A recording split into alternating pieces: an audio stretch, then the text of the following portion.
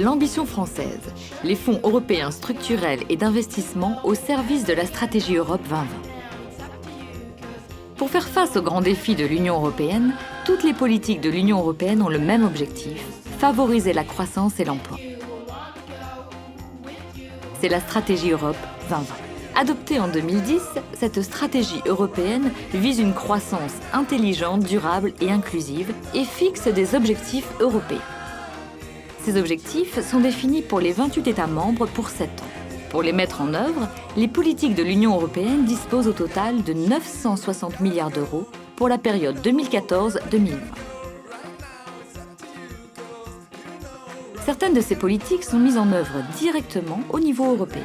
Mais pour être plus efficaces, les budgets de 3 politiques européennes sont confiés aux États membres.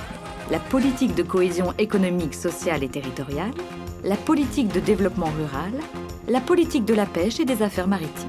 Pour la première fois, l'Europe demande de la synergie entre les 3 politiques. Les États membres ont l'obligation d'associer tous les acteurs. 4 fonds européens financent ces 3 politiques. Les fonds européens structurels et d'investissement FESI, FEDER, FSE, PEADER, FEAMP. La stratégie Europe 2020 est déclinée en 11 objectifs thématiques communs aux 4 fonds. Chaque État membre adapte la façon de mettre en œuvre les 3 politiques européennes sur son territoire en fonction de ses caractéristiques et de ses besoins de développement. Pour la France, 26,7 milliards d'euros ont été alloués pour 7 ans, dont 8,4 milliards d'euros de FEDER, 6 milliards d'euros de FSE, 11,4 milliards d'euros de FEADER et 588 millions d'euros de FEAMP. Il faut ajouter à ce budget 1,1 milliard d'euros pour la coopération territoriale européenne et 310 millions d'euros au titre de l'Initiative pour l'emploi des jeunes, IEJ. C'est au travers de l'accord de partenariat que chaque État membre définit la stratégie d'intervention des FESI sur son territoire. En France, l'accord de partenariat est issu d'une concertation d'1 an avec les 350 organismes et le grand public. Il a été adopté par la Commission européenne le 8 août 2014. La stratégie d'intervention des FESI en France repose sur 3 piliers. Restaurer la compétitivité de l'économie et de l'emploi, poursuivre la transition énergétique et écologique et la gestion durable des ressources naturelles, promouvoir l'égalité des territoires et l'égalité des chances. Des programmes découlent ensuite de ces piliers sur les territoires. La France compte 83 programmes. Un programme peut être national, régional ou interrégional. Certains dépassent les frontières. La stratégie de chaque programme est définie et appliquée par un organisme appelé autorité de gestion, qui peut être national ou régional selon le périmètre du programme.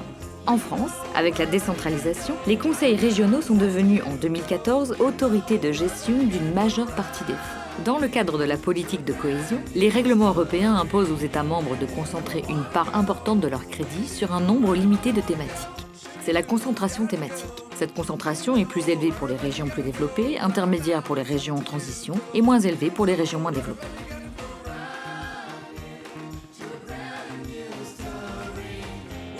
Pour le FEDER, la RDI, les TIC, la compétitivité des PME et la transition énergétique pourraient ainsi représenter près de 70% des crédits.